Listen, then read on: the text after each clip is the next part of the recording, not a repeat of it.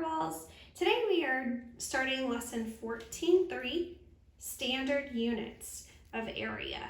So we've talked about this a little bit in the past, so it's not completely new, but what you need to understand is that when we're using units in area or measurements in area, we convert those to square units. So if, for instance, if you look at the chart, if we're looking at something that is measured in inches, when we're talking about the area, we say square inch. If we're looking at something that is in feet, we would say square feet. Yard, square yard, mile, square mile, centimeter, square centimeter, meter, square meter, and kilometer, square kilometer. So today's lesson, we're going to be looking at a shape, counting the square units, and then writing the area with the square unit measurements. All right, so let's look at number 1. It says for numbers 1 and 2, count the square units, then write the area. So what they want us to do is count the units and then write the area. So I'm looking at this shape, and we have 4 yards going down because it's a rectangle, so I know my opposite sides are the same length. So 4 yards this way and 3 yards this way. So I can count the individual squares, or I can use multiplication. I know that 3 times 4 equals 12. So there are 12 square units, or 12 squares inside this rectangle. 1, 2, 3, 4, 5, 6, 7, 8, 9, 10, 11, 12. So for the first problem on 14.3, we have 12 square units. But this lesson is not just about units, it's about converting those units to the units that are proper for each shape. In this case, our units are yards.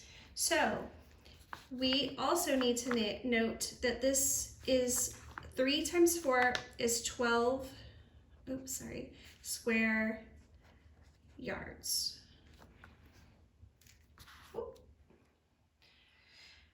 Okay, look at number 2. Number 2, we have another rectangle. We have 2 rows of 6. If you're looking at it as an array, 2 rows of 6. So we know we use multiplication, 2 times 6 to solve it. They want us to count the square units, so we can count them. 1, 2, 3, 4, 5, 6, 7, 8, 9, 10, 11, 12. There are 12 square units. And if I want, of course this lesson is about converting those units to the correct unit, and our correct unit is meters in this case, so we need to convert it. So we have 12 square units for number 2, but we know that our units are meters, so we need to say 12 square meters. M stands for meters. MI is for mile, so don't get those confused. Sometimes those do get confused, but M is for meter. All right, let's look at a few more. Looking at number 5, I'm gonna try to get a little closer here. All right, look at number 5. First, I want you to count the squares that you see. I will point at them and you can count them as you go so we can see how many square. First, we're gonna call them square units, and then we'll call them the units that they actually are, kilometers. All right, ready? Count them.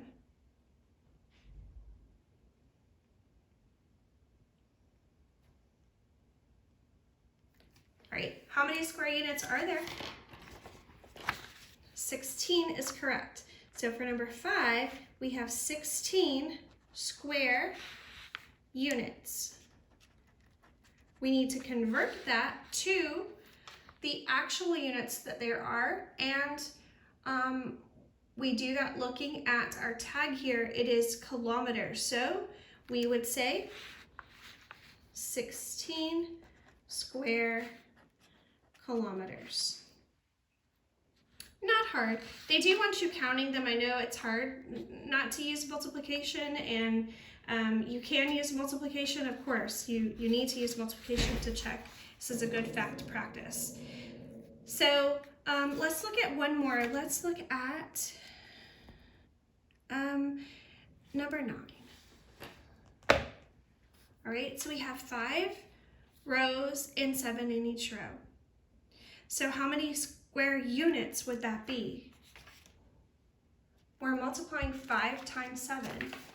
How many square units is 5 times 7? 5 times 7 is 35 square units. All right, what are the units that we're using? cm stands for centimeter. So it would be 35 square centimeter. All right, very good. I think you're ready to go on your own.